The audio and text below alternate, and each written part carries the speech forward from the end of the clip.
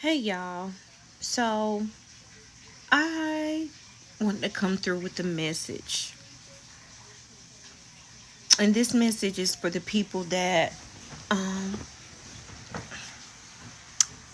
deal with people telling them how they live in their life is wrong. So, example, i.e., this true story just happened.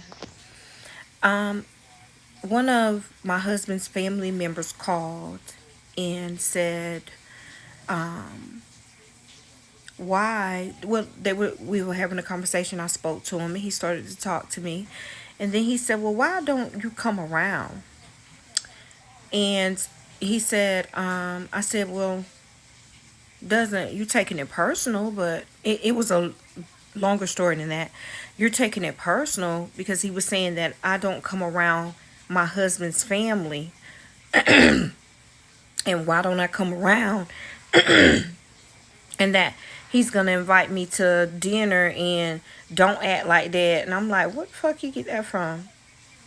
Which is correct. Let me explain. One thing that happened with my husband's aunt is she was going around. She met me once before we got married, and we had a good conversation. And I thought when I left, it was a peaceful conversation.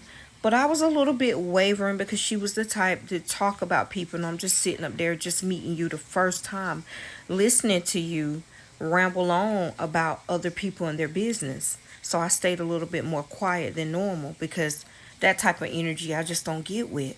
You are who you are. Okay? Signs, symptoms, read them. So when she did that, I kind of pulled back who I don't talk as much. So just watching her.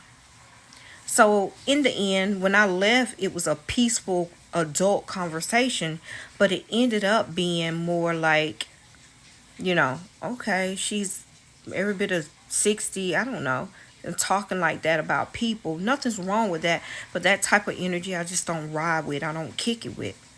So when I left, she had a conversation with somebody else in my husband's family that she didn't like me for no reason at all.